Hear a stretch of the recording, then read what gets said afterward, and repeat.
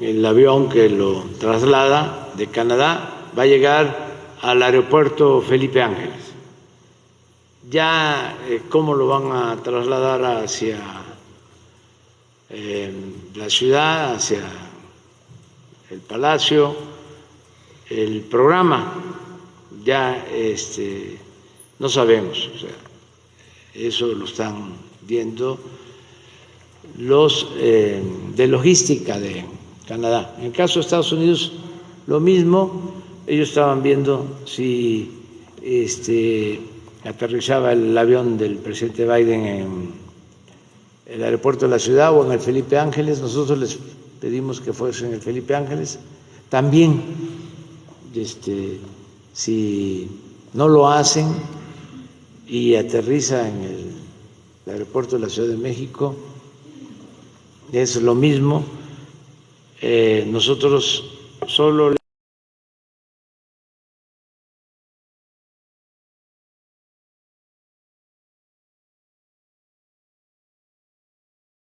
eso para decir que no era confiable el aeropuerto Felipe Ángeles, que ni el presidente Biden había aceptado bajar ahí. Cuando están argumentando los de seguridad, servicio secreto, más que nada otro tipo de razones. De todas maneras, lo que ellos decidan, todavía van a resolverlo, creo que el lunes o el martes, en el caso del presidente Biden. Y si no, pues ya van a tener ahí nota, los del Reforma y los del Universal, y Dolia Esteves, y otros más. ¿Va a haber conferencias matutinas? Mande, no sé, vamos a ver cómo va a quedar el programa. En general son reuniones bilaterales, la primera con el presidente Biden, es decir, lo recibimos, conversamos, nos reunimos conjuntamente, representantes del gobierno de Estados Unidos y de México. Al día siguiente es una cumbre, son los 3 países, los 3 jefes de Estado, y el tercer día es una bilateral con Canadá. Así está contemplado, básicamente.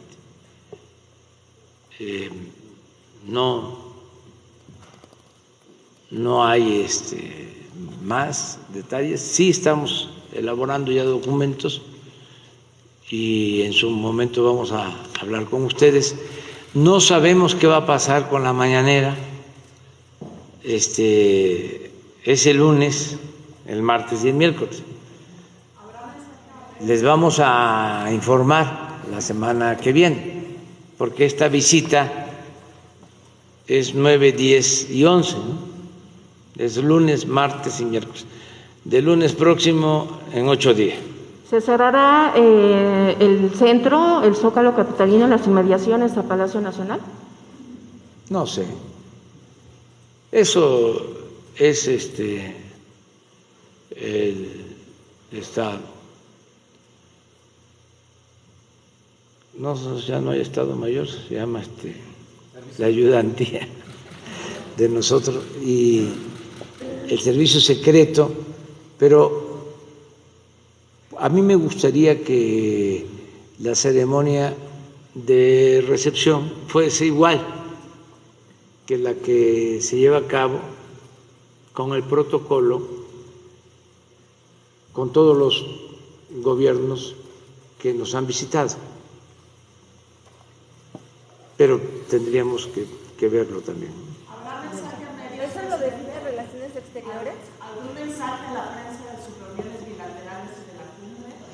Pues yo pienso que sí. Si no lo hacemos los jefes de Estado, van a hacerlo los cancilleres pero sí va a haber información constantemente y nosotros tenemos la obligación de informar al pueblo de México, ya sea por este medio o en conferencia especial o conjunta, sí, pero sí se va a informar. Presidente, quiero plantearle 3 casos que se dieron en 3 entidades diferentes, tienen víctimas diferentes, pero coinciden en el papel de las instancias que deben procurar justicia en el país, en este caso las fiscalías estatales. El primer caso es el del señor Jorge Claudio, que la semana pasada perdió la vida cuando fue arrollado por una persona que iba a exceso de velocidad y en estado de ebriedad en el municipio de Cuautitlán Izcalli, en el Estado de México. A pesar de existir las pruebas y los videos, la Fiscalía Estatal lo liberó. Es un tema que si bien compete al gobierno del Estado de México, y también me gustaría si pudiera dar alguna información al gobernador que está presente el día de hoy, porque la Fiscalía, pues aunque es, digamos, estatal, pero es una máxima autoridad a la que recurren las familias, en este caso también las víctimas, que son los familiares de este señor que fue asesinado, y al ser también un delito grave y que no fue considerado así, dado que el conductor iba en estado de ebriedad, huyó del lugar, no auxilió a la víctima, y a pesar de que ya se habla de una, digamos, indemnización de 230,000 pesos, que está dando creo que el seguro de esta persona, lo dejaron libre. Ayer se hizo una manifestación en ese municipio. La familia pide su intervención como gobierno federal, aunque como le comento, sí es un caso que le compete al gobierno del Estado de México, pero me gustaría saber cuál es su postura y también saber de viva voz del gobernador Alfredo del Mazo cuáles son las acciones que se van a hacer justamente para poder apoyar a esta familia, porque pues se quedaron sin el sustento. Era el jefe de familia quien murió. Sí, tengo conocimiento desde luego del hecho. Yo pienso que esto corresponde al gobierno del Estado, de manera específica a la Procuraduría o Fiscalía del Gobierno del Estado de México, y le tenemos mucha confianza al gobernador del Estado de México, Alfredo del Mazo. Seguramente él ya está viendo este asunto o puede revisarlo. Alfredo es sensible, sabe que no deben de cometerse injusticias, y me gustaría que él nos explicara, por favor. Y yo lo apoyo. Quiero comentarles también. Aquí un compañero hizo una denuncia, no sé si esté el compañero periodista, de un colega periodista del Estado de México, Irving. Bueno, pues les tenemos la buena noticia, precisamente por la actuación de la Fiscalía del Estado de México y del gobernador, que ya hoy sale libre. Bueno, todavía va a estar sujeto a proceso, pero ya va a estar en libertad el día de hoy. O sea, nos los acaba de informar la secretaria de Seguridad Pública, pero esto tuvo que ver con una decisión de las autoridades del Estado de México. ¿Quién fue el que lo planteó? Una reportera del Estado de México, presidente. Sí, bueno, pues eso ya nada más para informar. Tenemos incluso la ficha, quieren primero la ficha y luego Gobernador. Primero el gobernador, por favor. Bueno.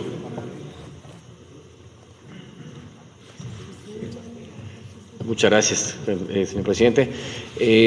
Vamos a pedirle a la Fiscalía del Estado de México que está atendiendo este asunto. Por supuesto, como decía el señor presidente, pues no debe haber ninguna injusticia y pues no debe de pasar sin ninguna consecuencia este tipo de situaciones. El hecho que pasó en el municipio de Cuautitlán. Y bueno, pues vamos a estar ahí acompañando a la familia y apoyándolos en lo que se pueda, por supuesto.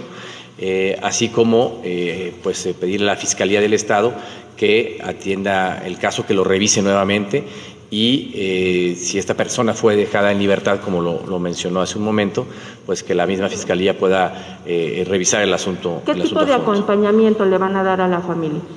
El respaldo que la familia requiera en todo el acompañamiento legal, por supuesto, y pues el acompañamiento con la misma Fiscalía, y si podemos apoyarles además en algo aparte en cuestiones económicas, lo haremos con todo gusto. Pero ya lo liberaron. Por eso vamos a pedirle a la Fiscalía que pueda pues revisar este caso y que pueda pues ver por qué se dio esta liberación y que lo pueda revisar nuevamente el fiscal del Estado de México. ¿Cómo se encuentra la Fiscalía de su Estado, dado que el Estado de México presenta graves índices de violencia y obviamente actos de corrupción, que no se atienden casos de violación, de asesinatos, desaparición de personas? ¿Cuál es su evaluación como gobernador de esa institución, gobernador? Bueno, separando los casos, yo quisiera mencionar más bien en cuanto a la incidencia delictiva en el caso del Estado de México, así como el presidente presentó hace un momento algunas láminas con la información de lo que ha venido sucediendo a lo largo de estos años. Estamos cerrando el año en el caso del Estado de México con una disminución en el índice delictivo general de cerca de un 3.5% en la mayoría de los delitos, es decir, en el índice delictivo general.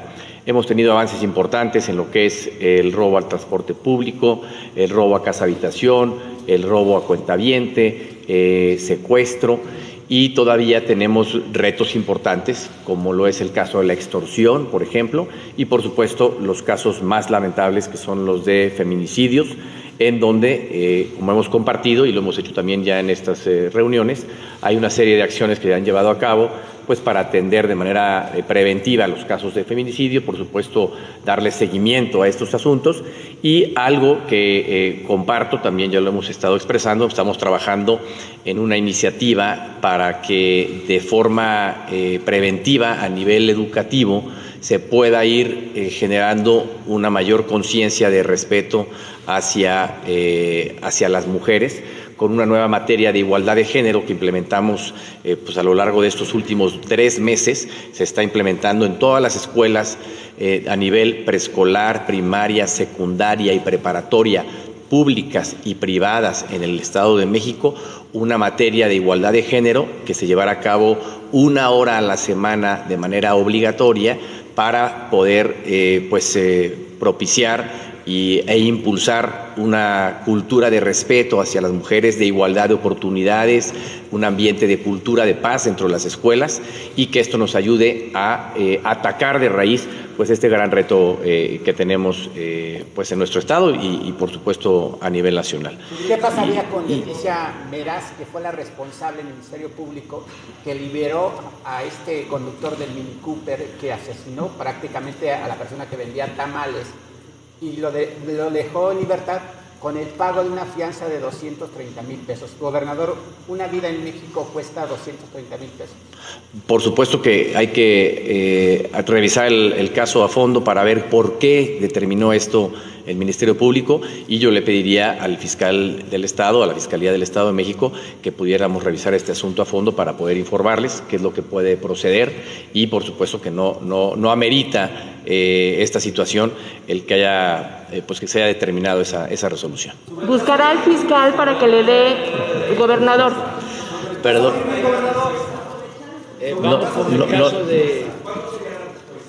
Yo hoy mismo le estoy pidiendo a la Fiscalía del Estado que pueda emitir la información correspondiente y que la pueda dar a conocer con todo gusto. Sí. A ver, presidente, mi segundo planteamiento. Sí. No le escuché, perdón. Sí, en este caso, ¿va a hablar usted con el fiscal? Sí. Lo va a buscar el día de hoy. Hoy mismo y en un momento más tarde, le pediría al fiscal que pueda dar la información correspondiente, que pueda primero ampliar por qué se dio esta resolución por parte del Ministerio y que podamos ver cuáles son los pasos a seguir hacia adelante por parte de la Fiscalía con todo gusto. Bien.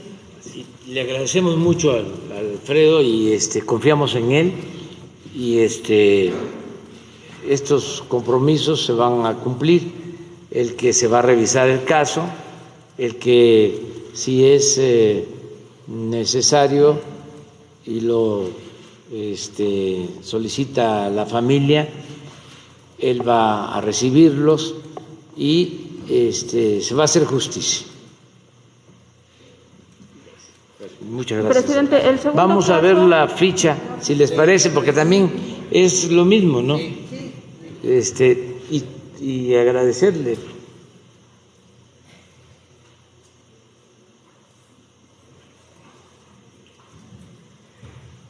A ver, Jesús, ¿por qué no lo explicas?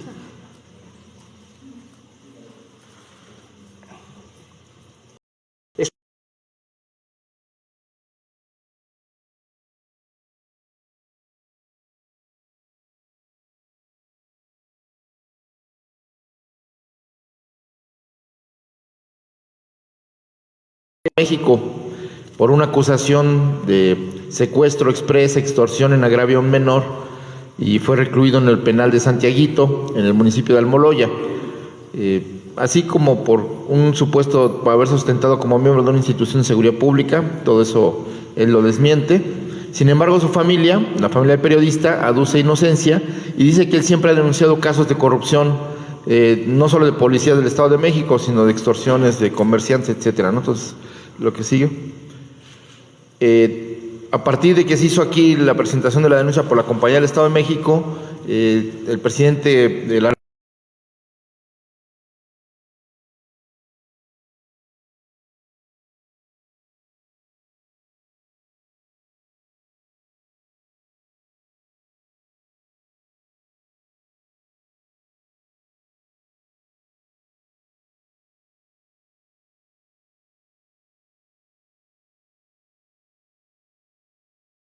tuvieron reuniones con los padres de Irving y sus abogados para trazar de forma coordinada la línea jurídica para robustecer su defensa. La tercera línea de acción se acordó con la Fiscalía General de Justicia del Estado de México realizar los trámites necesarios que permitieran a Irving obtener un cambio de la medida cautelar por razones debido a su estado de salud, y la Fiscalía General de Justicia del Estado de México se comprometió a solicitar ante el juez de control el cambio de la medida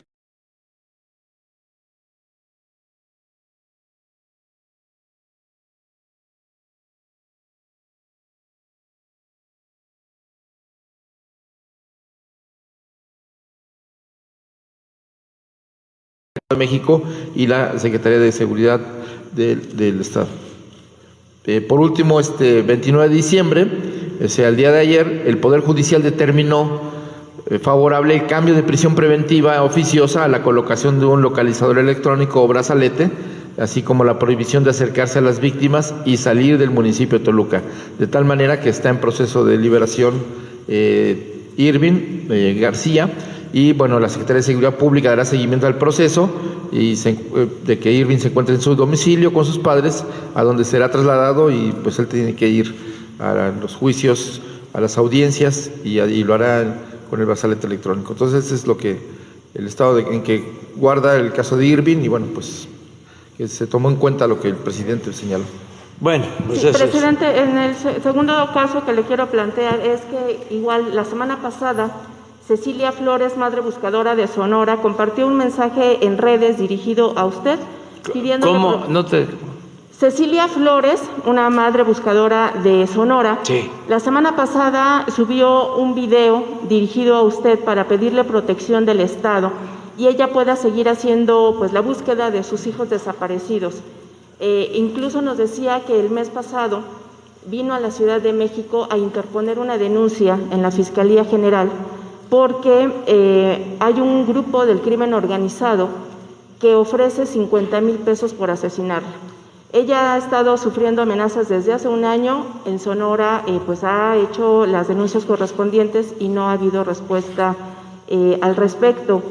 De hecho, pues también ya en la desesperación de esta situación, también grabó un mensaje al cártel que supuestamente secuestró a uno de sus hijos para pedirle que le den el paradero de este joven.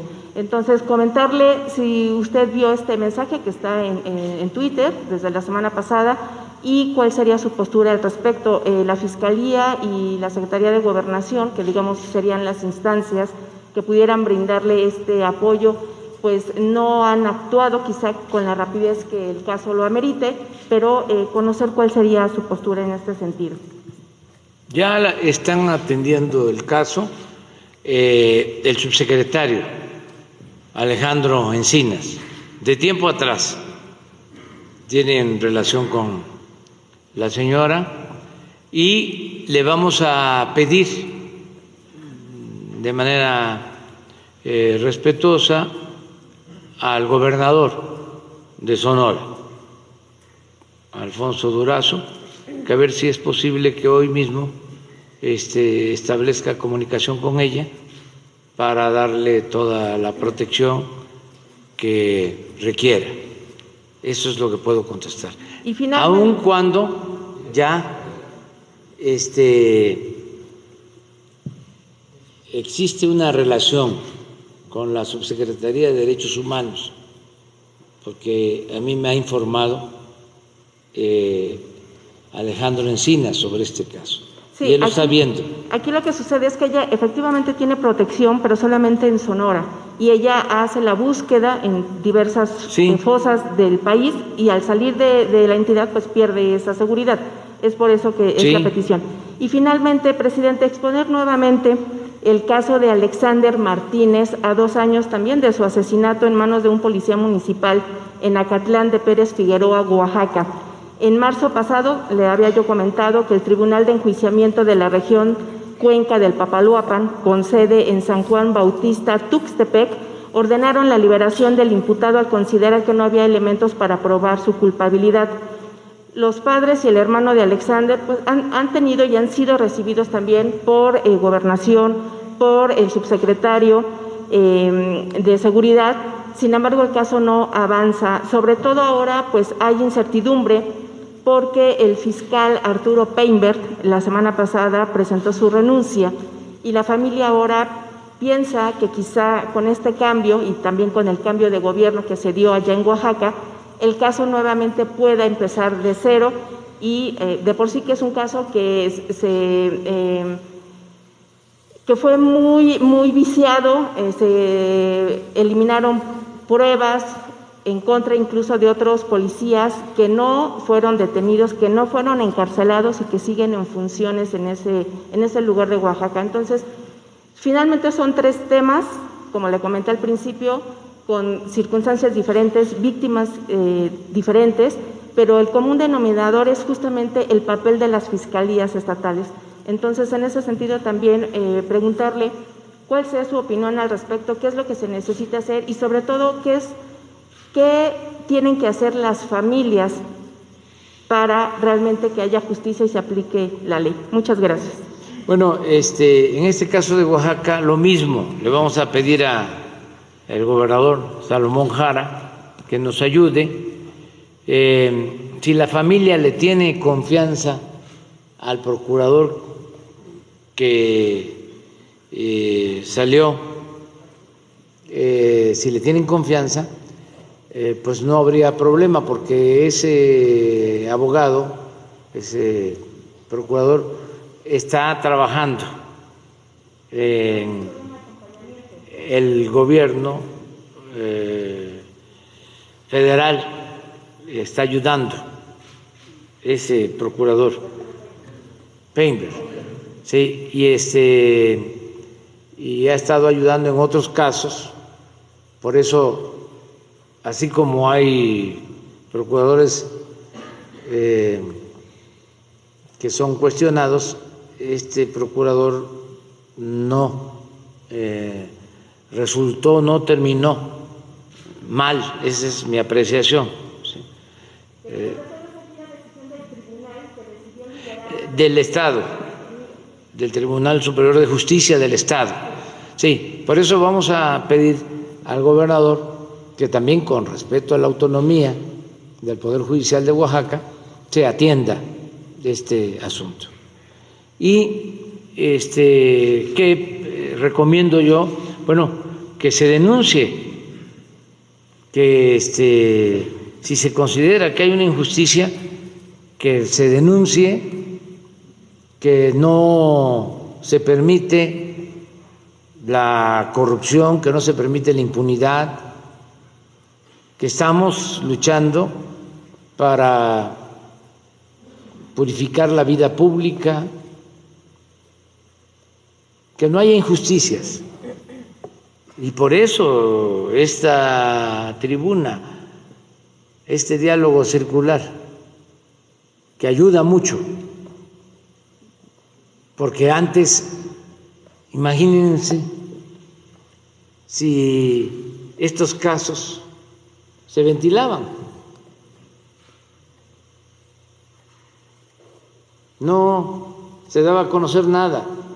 Entonces eso pues fomentaba la impunidad, la prepotencia, se sentían absolutos, omnímodos, todopoderosos las autoridades. Ahora no, todos estamos expuestos y nos sometemos al escrutinio público. Si al presidente lo cuestionan todos los días, un día sí y el otro también, ¿por qué no a un ministerio público? ¿Por qué no a un juez? ¿Por qué no a otra autoridad? Entonces, sí hemos avanzado y depende mucho de que no actuemos como ciudadanos imaginarios, sino que actuemos como ciudadanos de verdad y que defendamos nuestros derechos y que la libertad no se implora, se conquista y hay que ser perseverante. Y la justicia tarda, pero llega cuando se lucha por un cambio, por una transformación. Entonces, vamos a ver los 3 casos y estoy seguro que se va a avanzar. Vamos. Gracias. Buenos días, gracias, presidente. Ernesto Ledesma, de Rompeviento TV, secretario, gobernador, jefa de gobierno, buenos días. El primer tema que quisiera, de los 2 que voy a abordar, es el caso de una joven que se llama Kenia Hernández, una activista indígena que lleva presa desde el 18 de octubre del año 2020 con los cargos señalada por ataques a las vías generales de comunicación, según Capufe. Aquí tiene que ver con 2 dependencias, tanto la federal como la del Estado de México, y además considero providencial que esté aquí el secretario de Comunicaciones y Transportes y el gobernador, porque mejor imposible para abordar este tema. Todos los cargos son susceptibles de acuerdo reparatorio, todos los casos. En lo que toca a los cargos federales, se le acusa a Kenia de haber obstruido el paso, o más bien liberado las plumas de 4 casetas de Acapulco, de 3 casetas de Guanajuato y 1 caseta de Morelos. El Estado de México, el gobierno del Estado de México le ha hecho cargos por robo, por violencia, y presentaron 2 testigos, uno que la señala de haberle robado 500 pesos y otro un celular.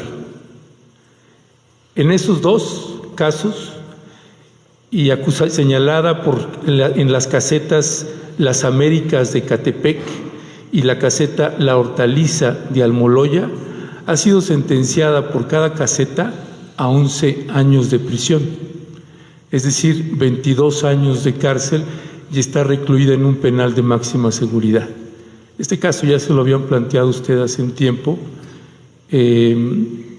Ambas casetas son concesionadas por OHL, hoy Aliática, y en el caso de Kenia Hernández, también el abogado de Kenia, pues también presentaron una situación de asuntos de género en el caso de Kenia, y el juez encargado del caso, el maestro José Miguel López Rodríguez, juez de distrito especializado en el sistema penal acusatorio, pues señaló que ante la aplicación de perspectiva de género para llevar este proceso, ha sido negativa la respuesta, y eso ha sido porque es considerada en la argumentación del juez que la aplicación de perspectiva de género solo aplica a mujeres sumisas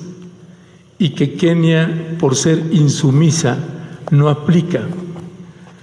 Ese mismo planteamiento hizo la funcionaria de la Secretaría de Comunicaciones y Transportes, donde además esto que estoy comentando consta en videos. Y la funcionaria y la Secretaría de Comunicaciones y Transportes, a través de Capufe, dicen que Kenia es literal, por ser una mujer muy inteligente, es muy peligrosa y que por eso no puede estar libre. Esto con motivo de que Kenia tiene una licenciatura en Derecho. Es un caso de una joven indígena que no tendría ni siquiera que estar presa, mucho menos llevar 2 años presa, y si hubiera voluntad por parte de ustedes, ella podría salir hoy mismo. Y no solamente eso, hay un funcionario de Capufe que cuando se hizo la solicitud de hacer un acuerdo reparatorio, porque las comunidades indígenas se han juntado, varias comunidades y poblaciones, para pagar una indemnización por las casetas por haber levantado las plumas, y la Secretaría de Comunicaciones y Transportes se negó.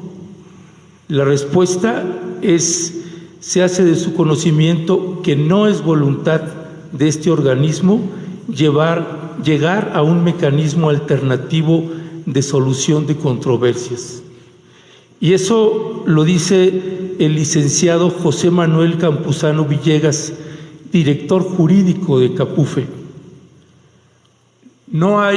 Ni siquiera quieren sentarse a un acuerdo reparatorio para que esta joven pueda ser liberada, incluso hoy mismo. Y pues consideramos que sí es uno de los casos flagrantes de tremenda injusticia hacia Kenia Hernández, hoy actualmente presa, y no se entiende además el ensañamiento que hay contra esta joven. Ese sería el primer caso en donde hay instancias federales y estatales que podrían intervenir en este caso. Y aprovechando la presencia del secretario de Comunicaciones y Transportes y del gobernador, preguntaría a propósito de esta empresa OHL, que ha sido señalada en múltiples ocasiones por el presidente Andrés Manuel López Obrador por actos ilegales en administraciones pasadas, sobre el caso del viaducto Bicentenario. Y la pregunta sería: ¿el viaducto Bicentenario de quién es? ¿Es de la Nación o es de OHL Aliática, hoy Aliática? Porque el abogado Paulo Díaz Gargari ha demostrado en varios momentos pues que ese es un acuerdo que es inconstitucional, y que esa autopista y que esa vía tendría que ser de la Nación, y que si se generan ingresos tendrían que ser para la Nación, no para una empresa privada. Ese sería el planteamiento del primer tema y la pregunta que haría. No sé si hubiera alguna respuesta. Sí, mira, yo pienso que este caso podría verse con Rosa Isela Rodríguez, que es la encargada de ver este asunto, y pues el licenciado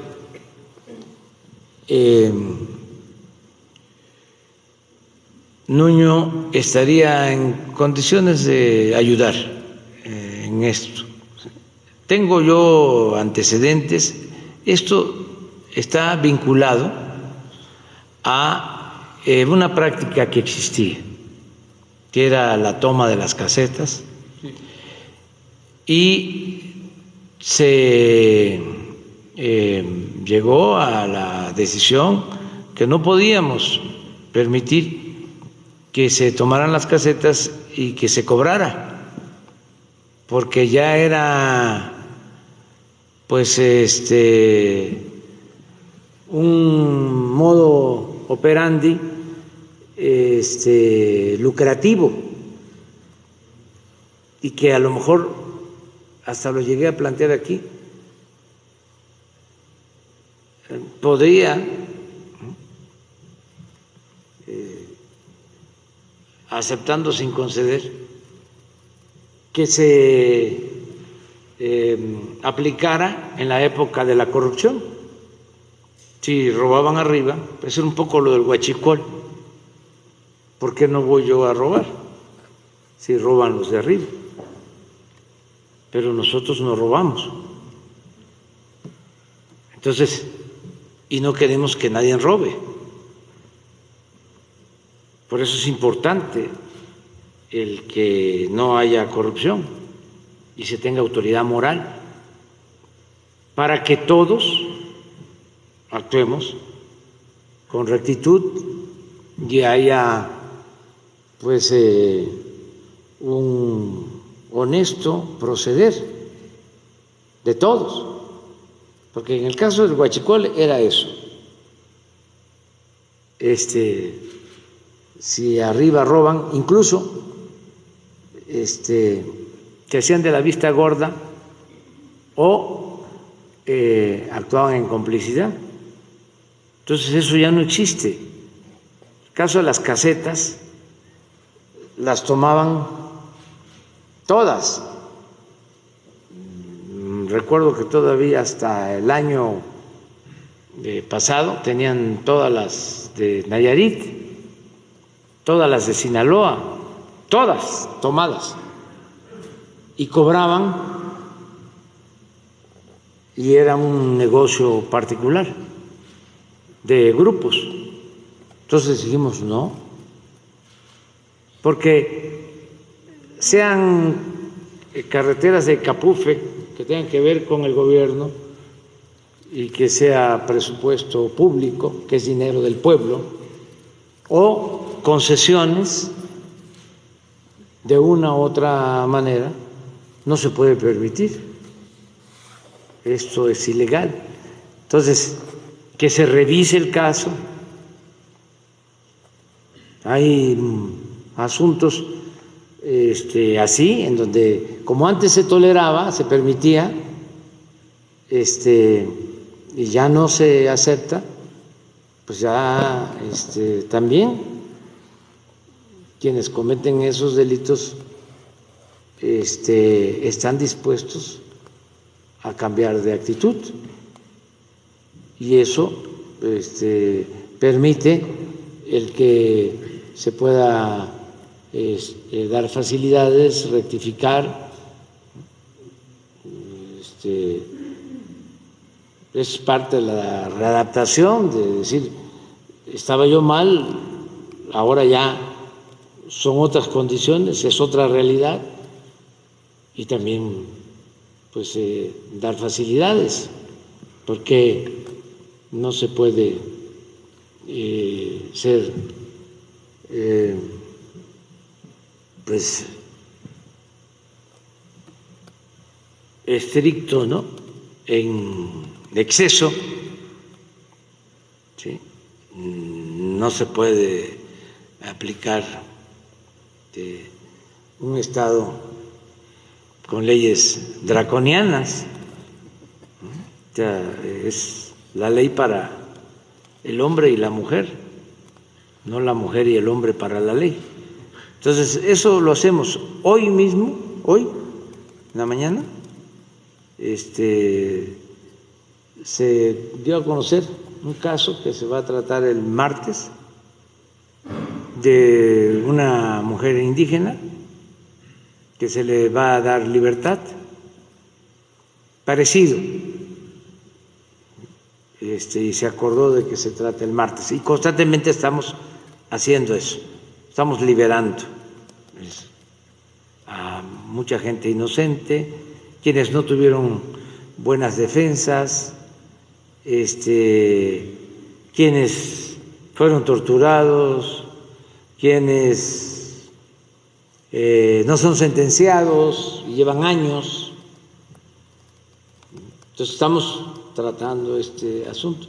Pero, ¿por qué no pones la lámina de las casetas?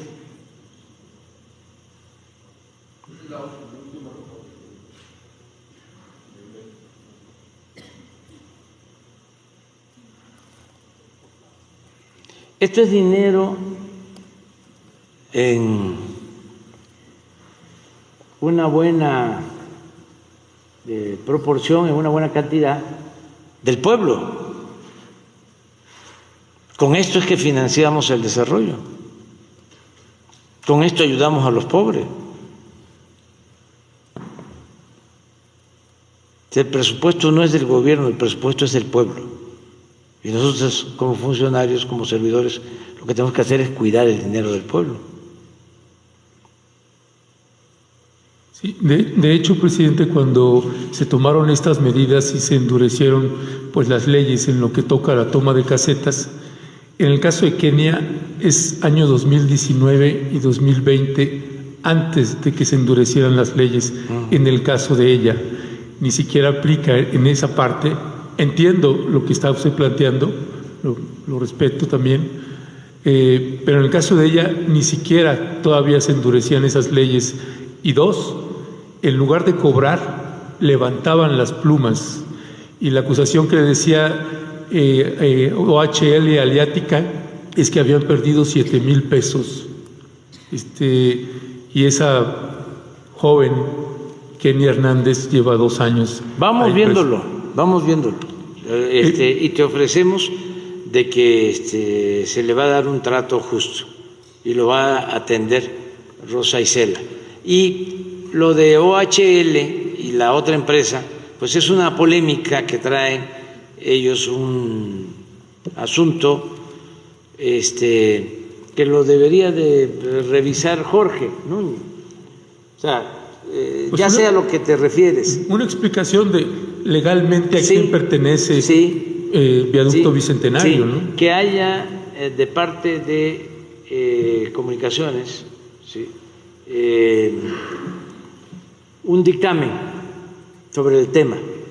Yo coincido, porque es un abogado que sostiene que la concesión que recibió OHL es ilegal. Exacto. Y que por lo mismo, aunque ya OHL transfirió sus derechos a otra empresa, Aliática, que es la misma, son los mismos dueños. Sí, o ya cambió de nombre. Esta empresa, por la falla de origen, no debería de cobrar. Así es, ¿verdad? Porque la carretera es pública. ¿Es nacional? Sí. De los mexicanos, pues, que no es una concesión en sí. Entonces, que nos envíe, nos dé a conocer, Jorge, si te parece, ¿sí?, una situación de cuál es el punto de vista de la Secretaría de Comunicaciones sobre este caso. ¿Te parece? Muchas gracias. Y se da a conocer. Muchas gracias. Sí. El segundo punto, presidente, es sobre el caso de la Agencia de Noticias del Estado, Notimex. Pues ya han pasado más de 1000 días de la huelga en la que está y hay una serie de irregularidades que se han presentado ahí. Uno es los ámbitos políticos que suceden ahí, pero otra es los ámbitos legales y jurídicos y otra en materia de injusticias. Yo tengo algunos comentarios y preguntas para usted en ese sentido y para la directora San Juana Martínez, que nunca aceptó una solicitud de entrevista aún con las preguntas presentadas por adelantado. Y es que, pues, ¿qué ha pasado con la corrupción que había en Notimex? ¿Quién está pagando las consecuencias? No ha habido nada contra el exsecretario de Notimex, Conrado García Velasco. De hecho, la dirección de Notimex ni siquiera lo menciona en ningún lado. ¿Qué pasó ahí? Había tantos señalamientos cuando usted presentó a San Juana Martínez que se iba a combatir ahí la corrupción, pues no hay nada en ese sentido. ¿Qué ha pasado? Ha habido auditorías con los exdirectores de Notimex, el manejo que hubo en esa agencia que sabemos no solamente del sindicato, sino también de la dirección, de las direcciones pasadas, y lo trasladaría a esta también.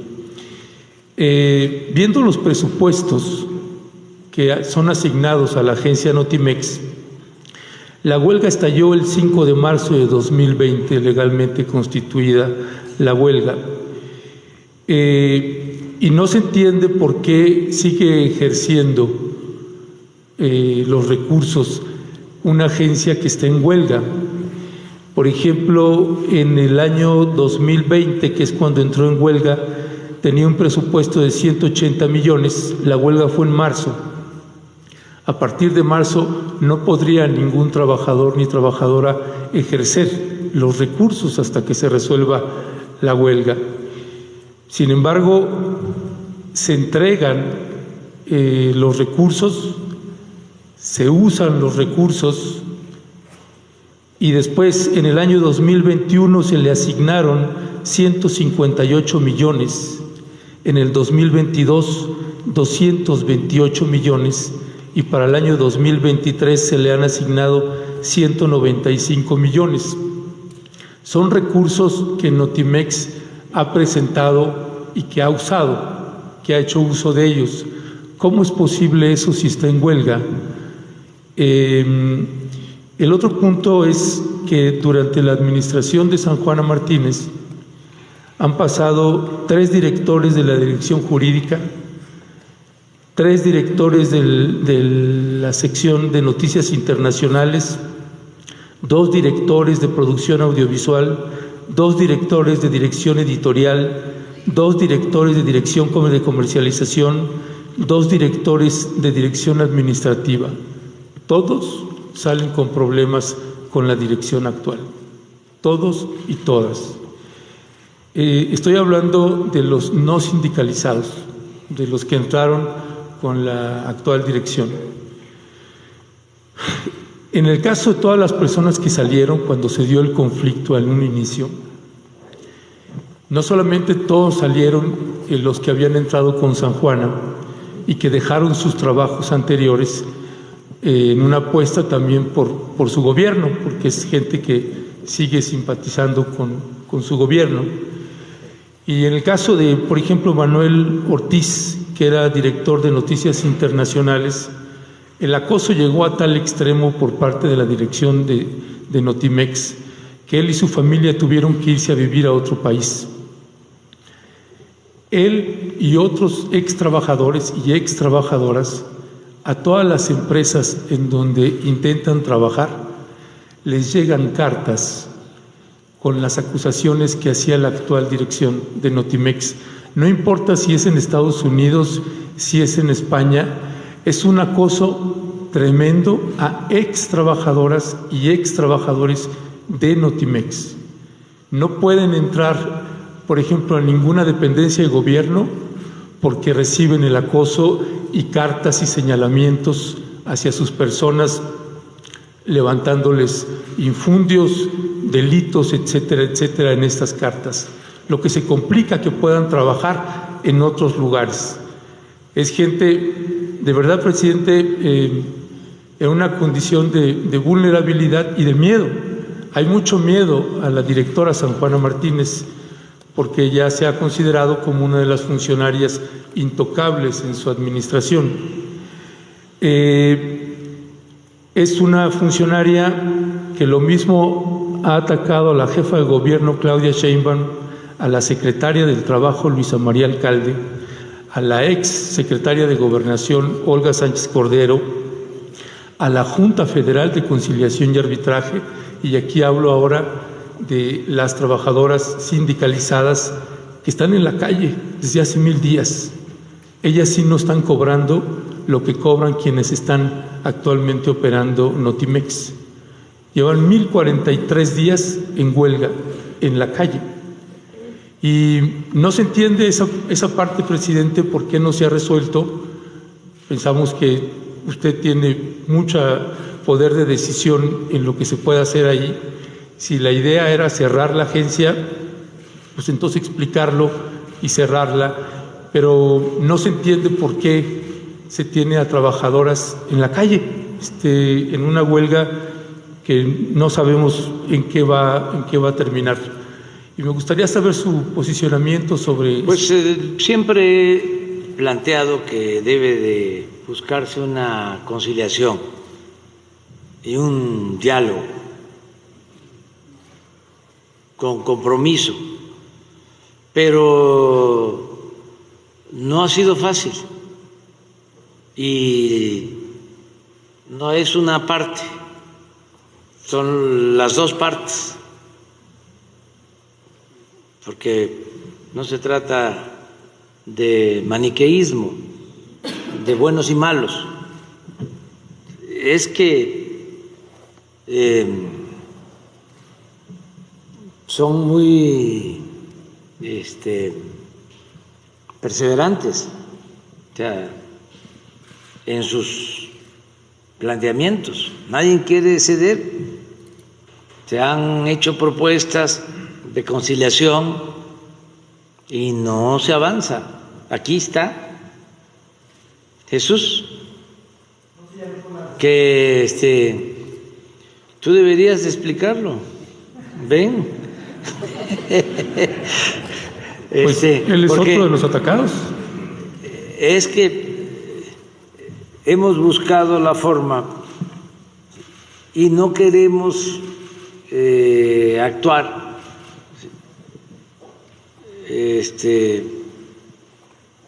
afectando pues a nadie. Esto, por ejemplo, que me dices de que tuvo que salirse del país un periodista, es la primera vez que lo escucho y la verdad pues sí creo que no había necesidad, ¿sí? Porque hay libertades plenas y no se persigue a nadie, y además si fuese así, que mandaran cartas como cuando despiden a trabajadores para desinformar sobre la conducta del trabajador, de que son trabajadores muy conflictivos y no se les dé oportunidad de trabajo, se les boletina, ¿sí? Eso es una medida autoritaria, ¿sí? Y si lo están haciendo, pues aprovecho para decirle que no tomen en cuenta eso y que aquí en el Palacio puede entrar quien quiera y a cualquier oficina pública. No se le puede negar la oportunidad de hacerlo a nadie. Pero a ver, Jesús. Bueno, como es del dominio público, el conflicto en la agencia Notimex, la agencia del Estado Mexicano de Información, pues ya se ha prolongado más de 1000 días. Y bueno, pues ha habido desde el principio, en un inicio se hicieron las denuncias conducentes por manejos irregulares, por la forma en cómo el sindicato se movía, que controlaba la propia agencia, pero todas esas investigaciones y denuncias están en la Secretaría de la Función Pública. Por lo tanto, ahí tendrían que dar respuesta a las consecuencias legales o económicas que haya lugar a los exdirigentes del sindicato de Notimex. En el caso de la huelga, que por despidos o por aparentes despidos injustificados y por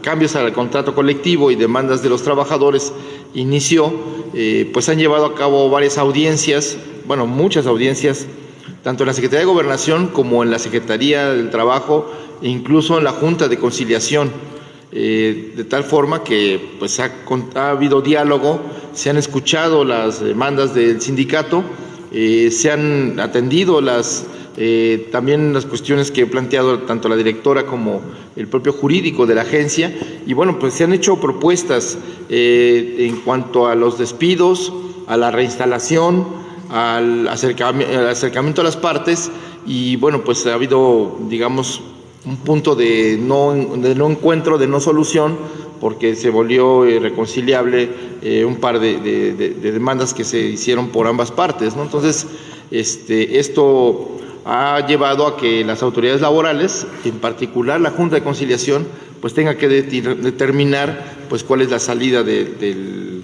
conflicto, y estamos en eso. Incluso había un litigio sobre la legalidad o no de la huelga. Todo eso está en manos de la Junta de Conciliación.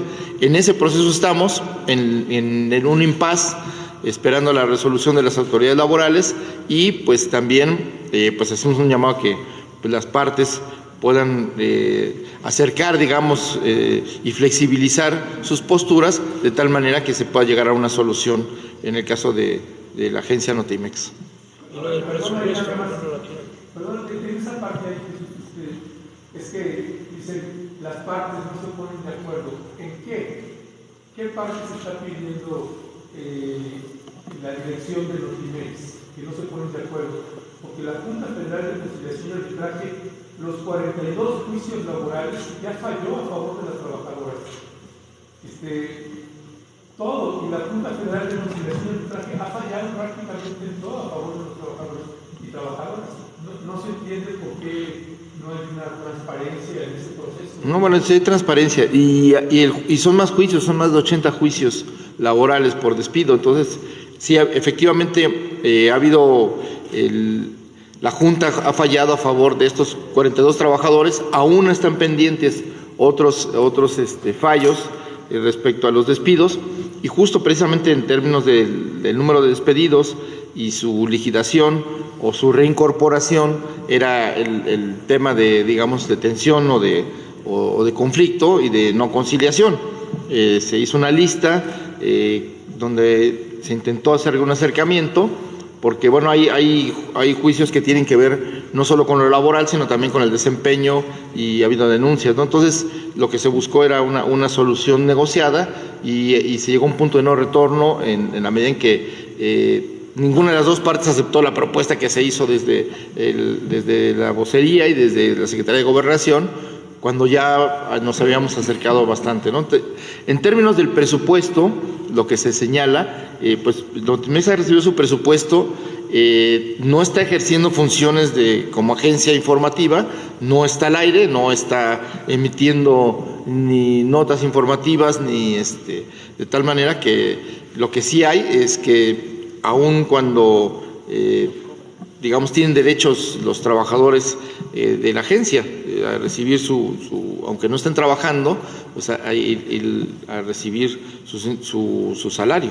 Eso es parte del derecho de los trabajadores, y también de los trabajadores que están en huelga, pues aunque no lo reciban en este momento, una vez terminado el conflicto tienen que resolverse sus derechos laborales y sus ingresos no devengados.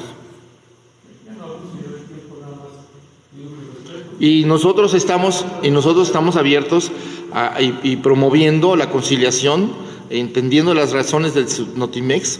Tiene razones y también tiene sus razones la directora San Juana Martínez y la actual dirección de Notimex. Entonces, estamos buscando la conciliación para que pueda volver a funcionar la agencia del Estado mexicano, el Notimex, y no se ha buscado el cierre de Notimex, ya se hubiera hecho algo al respecto. No estamos, el gobierno mexicano no está pensando en el cierre de Notimex, sino de resolver de manera dialogada y conciliada este conflicto laboral. Vamos con la compañera. ¿Qué? Eso.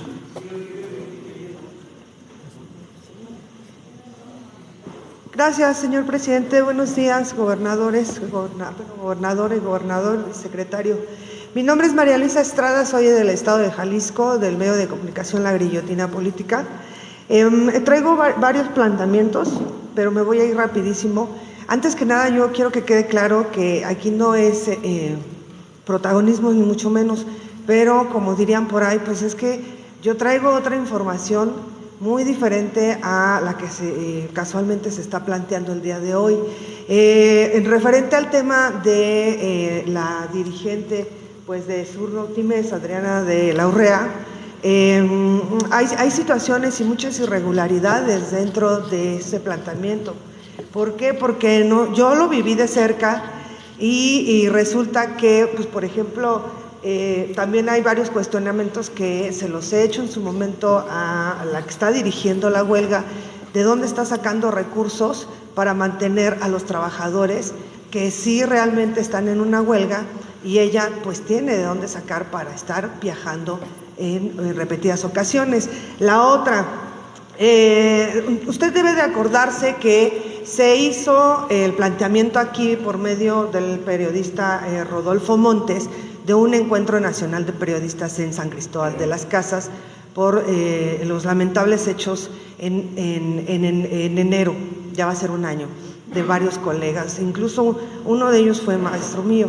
Pero bueno, el punto es que muchos compañeros periodistas de provincia fuimos porque la convocatoria era de que nos iban a dar voz, porque íbamos a ser escuchados. Y los periodistas de provincia fuimos los que dimos la difusión, porque nadie de los medios quiso, importantes, tengo que plantearlo así tal cual. Y muchos compañeros están desplazados, refugiados, fuera del extranjero, y nosotros creímos en esa convocatoria y fuimos. Y resulta que nos llegamos a encontrar en una situación en la que fuimos utilizados y engañados. ¿Por qué?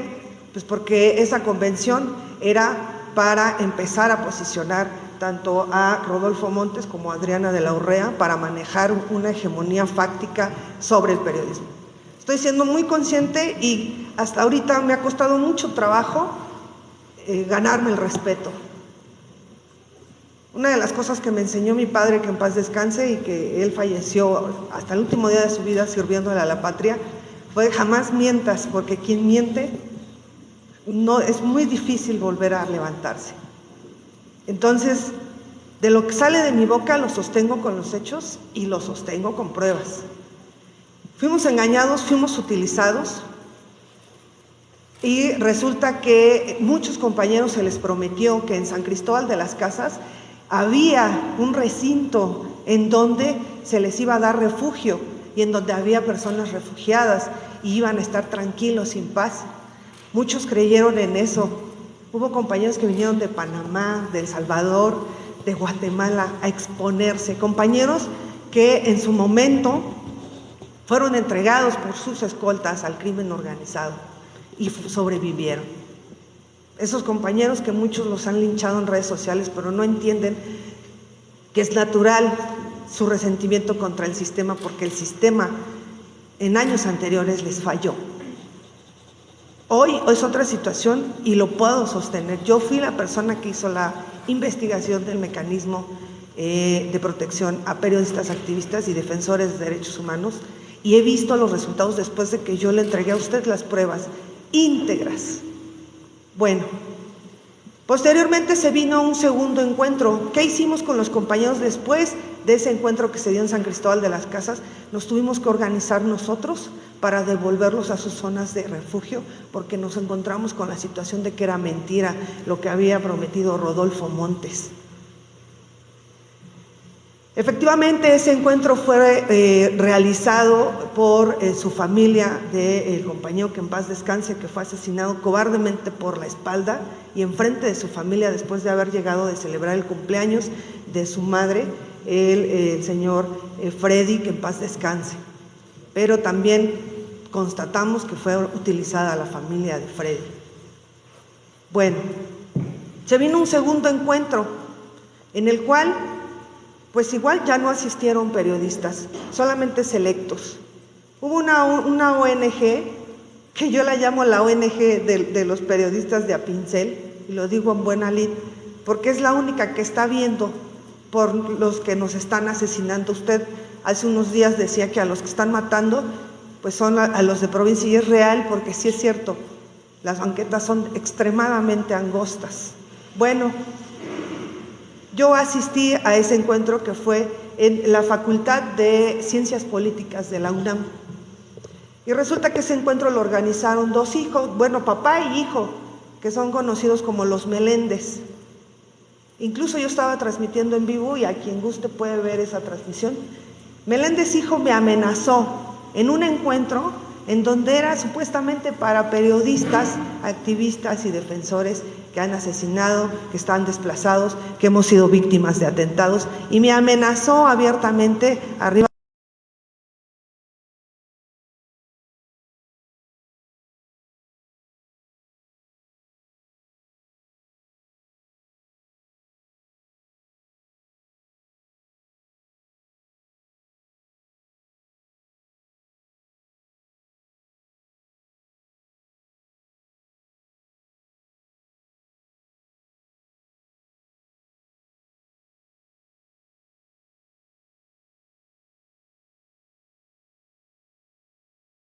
Los Meléndez, tanto como el padre lo hizo abiertamente, se levantó y se me fue con todo, en un encuentro nacional que es supuestamente para defender a periodistas. Bueno, posteriormente nos venimos a dar cuenta que después del día que vino aquí Rodolfo Montes a gritar desesperado que el cártel Generación Nuevo Jalisco lo había amenazado, y que le pedía encarecidamente que por favor el señor Nemesio Oseguera se lo aclarara, pues a la semana aproximadamente el cártel Generación le contestó en un video, aparentemente. Ahí están las pruebas, ahí está todo confirmado. Bueno, pues resulta que de ahí, junto con los Meléndez, Rodolfo Montes, Adriana de la Urrea, resulta que están haciendo un documental con Netflix, en donde van a vender la idea, y para empezar ese documental lo van a reventar en el 2024, justo cuando se viene la fecha de la carrera presidencial de este país. Van a reventar ese documental con la idea de que ejercer el periodismo en este país es peor que irse a una guerra, o peor que ser corresponsal de guerra, en donde se está vendiendo la idea que Rodolfo Montes y Adriana de la Urrea pues son los que están iniciando una lucha por el bien de nosotros, los periodistas, a los que nos mintieron y nos traicionaron.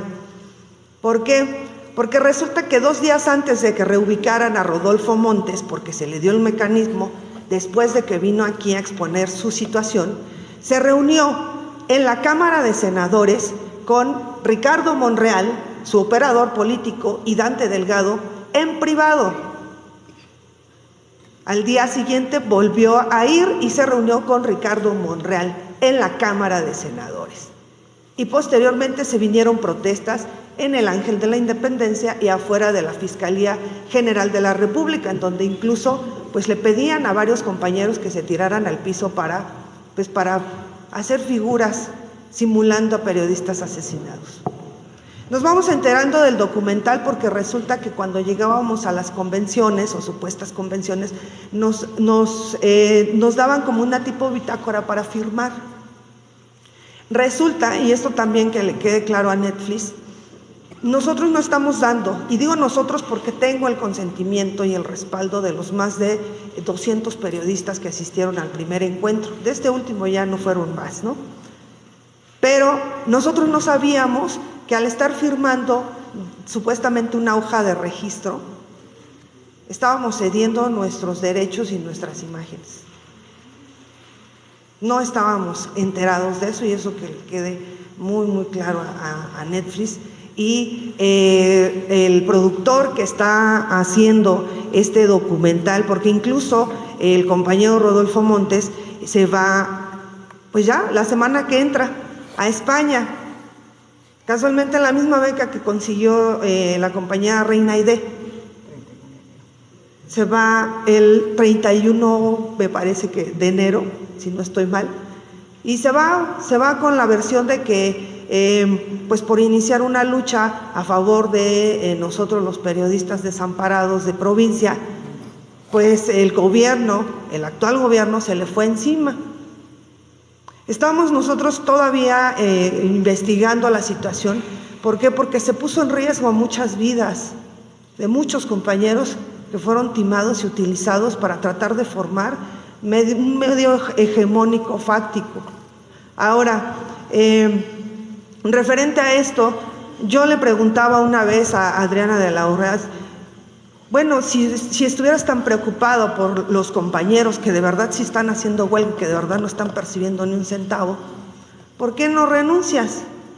Mi pregunta aquí con todo este planteamiento, señor presidente, es, ante la situación de Notimex y Sur Notimex, ¿no ameritaría una decisión salomónica por parte de usted como presidente de la República? Ese es mi primer planteamiento. Pues sí, pero vamos a ver qué resolvemos. Lo vamos a atender. Y año nuevo, vida nueva. A lo mejor entrando el año podemos resolverlo. Sí hay voluntad de hacerlo, pero queremos que sea mediante el diálogo y un acuerdo. Y eso es lo que vamos a procurar. Le voy a pedir a Jesús para que se retome el asunto, ¿no? Es importante que se conozca, que se sepa, que se escuche bien y que se oiga lejos, de que nosotros siempre vamos a respetar la libertad de expresión, la libertad de manifestación de ideas, la libertad de prensa, siempre. No hemos censurado a nadie, pero no ahora, desde que estamos luchando, fui jefe de gobierno, no perseguimos a nadie, no censuramos a nadie, no mandamos a atacar a nadie, no tenemos periodistas alquilados, comprados. Y por eso no pasa nada. Tenemos diferencias porque el periodismo, con honrosas excepciones, estaba por entero entregado a la mafia del poder en México, del poder económico y del poder político. Pues no hace falta ir muy lejos, porque hay un grupo de periodistas tan ricos en el país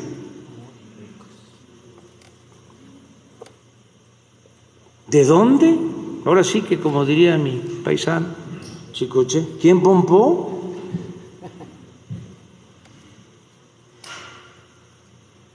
Inmensamente ricos,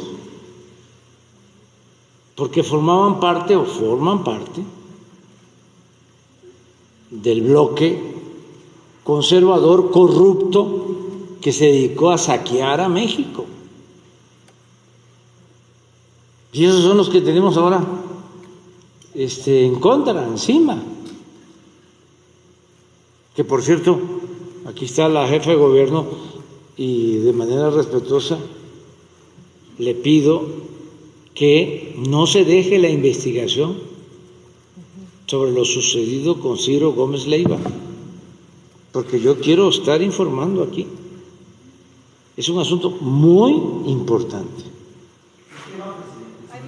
Eso en su momento se informa, pero no lo podemos dejar, porque ninguna sospecha. Nosotros no reprimimos a nadie y queremos saber qué sucedió. Y ya hemos dicho de que como son otros tiempos, la gente nos ayuda y nos informa. Y la verdad siempre termina abriéndose paso cuando se actúa de buena fe. Entonces queremos saber qué realmente sucedió, cómo van las investigaciones. No lo vamos a dejar sin atención, y no solo por tratarse de este asunto de un periodista famoso que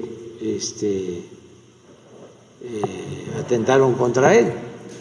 Lo hacemos en todos los casos. Tenemos una política de cero impunidad. Y en el caso de los lamentables asesinatos a periodistas, en casi todos hay responsables que están en la cárcel o que están fugados. Creo que de los 13 casos, a ver si los pones de favor, un caso o dos solo, no tenemos responsables, autores materiales, intelectuales. Y ya hay incluso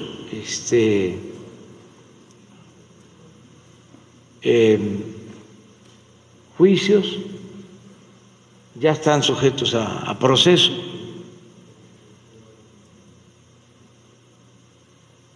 Eso no se daba antes. Entonces, no es nada más el caso de decir, es que queremos ver, aquí está. Tenemos 13 casos de este año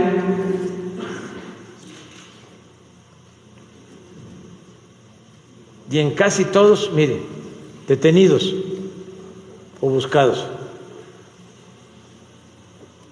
Este es el que hablaba de Victoria, que nos ha costado más, de Ciudad Victoria. Un conductor de un programa de radio. Sí.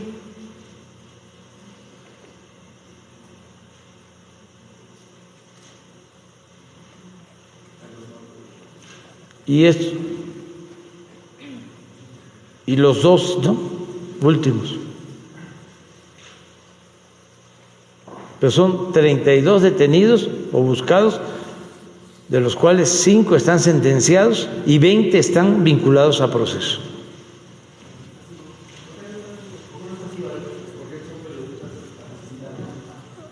Sí, son los asesinados, pero sí queremos ver el asunto de decir. O sea, no que se pasó el tiempo.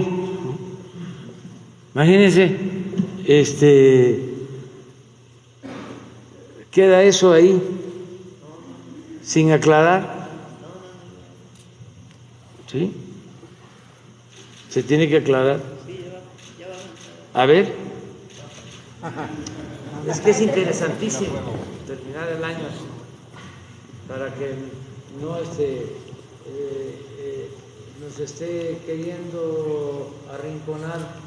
¿Cómo se llama este artículo 19? Sí. Artículo 19, periodistas desplazados. Sí, se está trabajando conjuntamente. Sí. Se está trabajando conjuntamente la Secretaría de Seguridad Ciudadana del Gobierno de la Ciudad, por supuesto todas las imágenes del C5 y pues la encargada de la investigación, que es la Fiscalía General de Justicia de la Ciudad de México. Como ustedes saben, se tiene identificada una motocicleta y algunos vehículos, no solamente uno, sino vehículos que participaron en el evento. Uno de los vehículos se conoce que no solamente lo siguió ese día, sino algunos días anteriores. Hay una ubicación de dónde está este vehículo y de las personas, digamos, de los autores materiales. ¿Por qué no se ha dado información más allá de esto y de lo que se informó en su momento? Pues por las propias características del caso, por el establecimiento, de acuerdo a lo que dice la Fiscal General de Justicia, que ella participa en nuestro gabinete de la elaboración de la carpeta de investigación y que todo quede perfectamente, que no haya ningún problema en el momento de las detenciones, y lo vamos a seguir informando. Hasta ahí yo lo dejaría para no decir un poco más de la propia investigación. También recuerden que la motocicleta se fue hacia el Estado de México y se ha estado trabajando con el fiscal del Estado de México particularmente. No quisiera decir más porque pues evidentemente hay secrecía en la investigación porque se requiere, pero nuestro compromiso es que esto no va a quedar impune. No, yo creo que pues es parte de las investigaciones que estamos haciendo. Ya se habló bastante. Perdón. Muy bien, y le tenemos toda la confianza a Claudia, a la fiscal Ernestina Godoy, y nada más es para que no se piense que ya se quedó en el olvido y que va a haber impunidad. No. Nada más para complementar el asunto, todo esto está siendo, y a las pruebas me remito, todo esto está siendo financiado por Enrique Krause por medio de Jorge Meléndez Padre. Y quien quiera se lo puedo demostrar.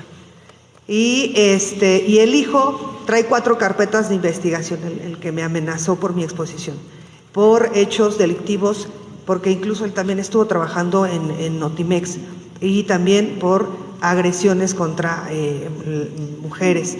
Pero bueno, ese es el asunto. El segundo planteamiento ya es rapidísimo. Mi estado, Jalisco. Resulta que mi estado, pues después de ser uno de los estados más bonitos, porque por diferentes situaciones, pues hoy pasa a ser uno de los estados pues más peligrosos de la República. Y a nivel nacional e internacional, pues pasamos a ser el estado con más desaparecidos. Nunca antes registrado en la historia de Jalisco, y en Jalisco ha pasado el PAN, el PRI y ahora Movimiento Ciudadano, al frente Enrique Alfaro. A partir de que llegó Enrique Alfaro, vamos a hacer de cuenta que pues, él empieza a finales del 2018, en diciembre, cuando toma protesta, y a partir del 2019 se destapó la cloaca de una manera impresionante. Sus cifras dice que son pues más o menos como 4,000 desaparecidos. No es verdad. A mitades de este año, el INEGI estaba informando que eran aproximadamente 14,000. Nosotros hemos hecho una investigación y un como tipo cotejo de cifras con los diferentes colectivos que han estado encontrando en Tlajomulco de Zúñiga, en la barranca de Huentitán, fosas, en donde se han llegado a encontrar hasta 50 bolsas de basura, de esas bolsas industriales, de las enormes, con cuerpos. Y las cifras que hemos logrado recabar son aproximadamente casi los 22,000 desaparecidos a partir de que llegó Enrique Alfaro al estado de Jalisco. Los municipios en donde hay más desaparecidos es Tonalá, Tlaquepaque, Tlajomulco de Zúñiga y pues también ya entró Guadalajara. Hay un caso que usted lo conoce muy bien, señor presidente, que es el caso de José Octavio Avilés Sauceda, de 24 años de edad, él sinaloense, ingeniero industrial, recién ingresado por una beca. ¿Por qué? Porque también pues era es un estudiante brillante por el TEC de Monterrey. Él llega al estado de Jalisco por una empresa donde hizo sus prácticas, y de hecho a una semana de entrar a trabajar, José Octavio Avilés Sauceda, pues él practicaba mucho deporte y sale a la barranca de Huentitán a caminar. Él llega a la barranca aproximadamente a las 7:45 de la mañana en marzo, 28 de marzo. La última grabación que se tiene es pues viendo a José Octavio que se dirige hacia la barranca. El 26 de mayo del 2022, la familia de José Octavio logró tener contacto con usted cuando pues fue a a Sinaloa. Incluso la señora le entregó una carta. Usted en su momento le pidió a la secretaria Rosa Isela que recibiera a la familia. Al otro día la familia se dirigió en novena zona militar. Pero no sé si esto, la secretaria no está enterada, pero resulta que no la recibió la secretaria, la recibió una señorita en su nombre. He tomado la decisión de guardar el nombre de la señorita para no poner en aviso a nadie, pero sí que esté enterada la secretaria Rosa Isela que recibieron a la familia en su nombre. De ahí la fiscal de Sinaloa salió a dar una declaración pues para quedar bien, donde dijo que la fiscalía se iba a comunicar con la Fiscalía de Jalisco y para localizar a José Octavio. ¿Por qué hago énfasis con José Octavio Avilés Sauceda? Porque todos los casos que se están dando de desaparición son muy similares. El gobernador Enrique Alfaro salió a anunciar un sistema de seguridad de cámaras que les dice el escudo de Jalisco, y lo presume y lo jacta muy fuertemente. Pero resulta que nunca funcionan las cámaras, y en el tema de desaparecidos nunca se entregan las grabaciones, y cuando se van a entregar dicen ya no están, ya se borraron, porque cada 6 meses se borra o cada mes. Son diferentes versiones. Se hizo una fuerte búsqueda en el caso de José Octavio, pero tal pareciera que se lo tragó la tierra. Y así está pasando con los desaparecidos en mi estado. Son hombres en promedio de 14 años hasta 38, 40 años. Salen a trabajar, salen a la escuela y desaparecen. No hay registros de grabaciones porque la Fiscalía General del Estado de Jalisco no quiere entregar las grabaciones, y las familias son amenazadas y van a denunciar los delitos. ¿Qué está pasando en el estado de Jalisco, señor presidente? No se le puede hacer este tipo de cuestionamientos a Enrique Alfaro. ¿Por qué? Porque Enrique Alfaro, y lo voy a decir, te amenaza y te amedrenta y utiliza a la Fiscalía y a la Policía Estatal para empezar a hostigarte. Hay mucha indignación en el Estado por parte del gremio de la prensa, porque en su informe salió tal cual, y ahí están las grabaciones, amenazar a la prensa local. ¿Por qué? Porque la prensa estamos cansados, estamos hartos de que salga a mentir con tanta impunidad, de que no podamos ejercer el periodismo. Y aquí, el día que salió a amenazar a la prensa local de Jalisco, ni Artículo 19, ni periodistas desplazados, ni Reporteros Sin Fronteras, ni ninguna ONG salió a pronunciarse al respecto. No es la primera vez que Enrique Alfaro amenaza a la prensa. Recordemos el caso del compañero y colega Ricardo Ravelo, que lo amenazó por una investigación que sacó, que no es un secreto que Enrique Alfaro está siendo investigado por el gobierno de Estados Unidos por nexos con el crimen organizado. Y mi pregunta aquí es, los desaparecidos, las desaparecidas, ¿a dónde se los llevan? ¿Por qué tantas cifras en un solo estado? ¿Por qué tantas fosas?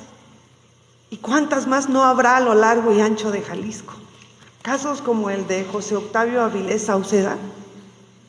Hay miles en un solo estado, que es Guadalajara, Jalisco, que está gobernado por Enrique Alfaro. La versión es, o se los lleva el crimen organizado, o se los llevan redes de tratas de blanca, de prostitución, pero también está el otro tema que a muchos les da pavor tocar, pero hay que decirlo, también existe el tráfico de órganos. Ojalá un día pudiera explicar el secretario de Salud cuáles son las medidas que se llevan cada que se realiza un trasplante de órgano. ¿Cuáles son los estados que han aumentado el trasplante de órganos cuando sabemos que es un tema muy complicado para que alguien quiera donar? Milenio, a mediados de este año, sacó una nota que uno de los estados que había aumentado el 34% del trasplante de órganos es el Estado de México. Pero también el estado de Jalisco ha aumentado de una manera importante el trasplante de órganos. ¿Cuáles son las regularidades que se llevan para esto? ¿Cuáles son las medidas? ¿Cómo se rastrea? ¿Cuál es el control que se lleva referente al tema del trasplante de órganos? ¿Y qué está pasando en el estado de Jalisco, señor presidente? ¿Qué está pasando? Gracias. Bueno, pues miren, en este caso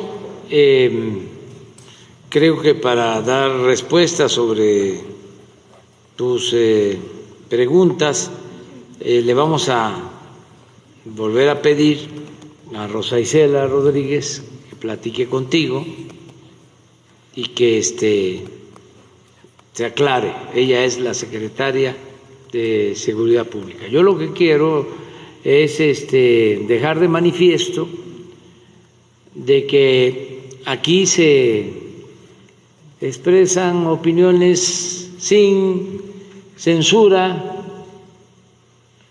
Esta es una conferencia, un diálogo circular completamente libre.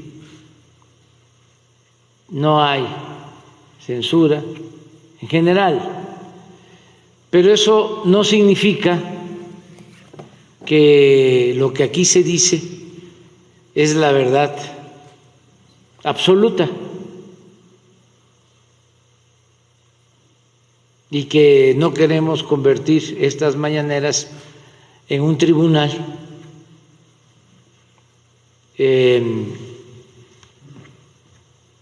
ni de juicios sumarios, ni mucho menos de linchamientos políticos. Que todos tenemos derecho a hablar, pero que no tenemos la última palabra, no somos absolutos, no pontificamos para que si se menciona a alguien no quiere decir que ya es culpable, ¿no? Tenemos el derecho de manifestarnos y de señalar y presentar pruebas aquí y en los ministerios públicos, ¿no? También para que terminemos el año con esa convicción, ¿no? De que se pueden mencionar muchos nombres, pero eso no significa de que ya son culpables, ¿no? Y además todo el mundo tiene derecho a la defensa y a la réplica. Y yo les deseo a ustedes lo mejor. La verdad sí quiero que la pasen muy bien este fin de año y deseo que a todas, a todos nos vaya bien, a ustedes y a todo el pueblo de México, mujeres, hombres, amigos, adversarios, a todos. Y que deseo, pues, dos cosas: que tengamos salud y felicidad. Hay muchas otras cosas, ¿no? Pero con la salud, con eso tenemos. Y la felicidad, que seamos muy felices y muy buen año. Y nos vemos porque yo tengo que irme. La foto. Vénganse a la foto, vámonos. Invitamos a Alfredo y a...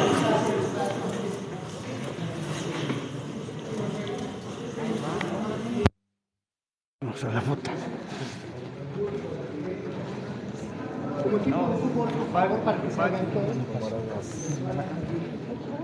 Vente, Jorge. Hola, ¿cómo estás?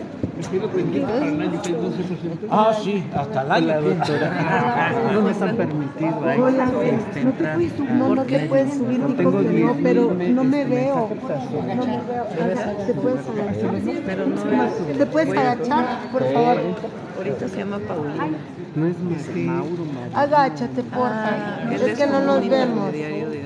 Nunca. Por favor. Es que no.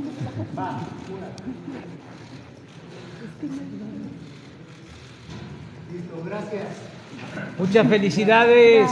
Gracias, presidente. Felicidades a todos. Felicidades, señor presidente. Yo, por ejemplo, él va muy seguido.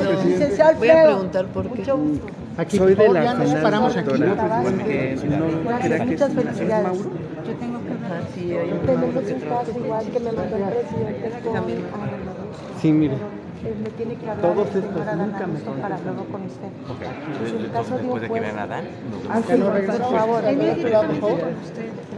¿Nos regresamos? ¿Nos regresamos? Ahí ve el caso de Juan. Por favor, ¿nos regresamos?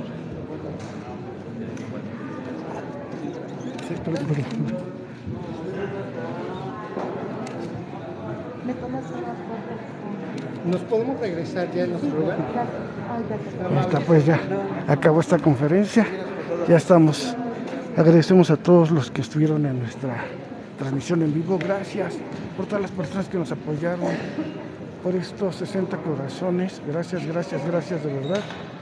Y pues les deseamos un gran día por habernos apoyado en esta última conferencia del año. Escuchamos al presidente, se puso muy bueno.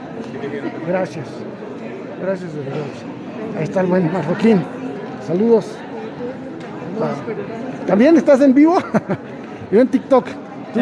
Yo en TikTok, ¿tú también? Yo también, mira. Ahí andamos casi los números, mira. Mira, exactamente. Y de aquí de vistas. Gandaya. ¿Es en dónde? A ver, ¿dónde le pongo? Acá dale vuelta. No. Ya. Oiga, ¿no pueden grabar aquí, compañeros? Cálmate. Mis nuevos seguidores. Ajá. Sí, jala bien. Bueno. No, man. Pues, saludos a toda tu audiencia. Felicidades también. Ahí está Hans. No pueden grabar aquí.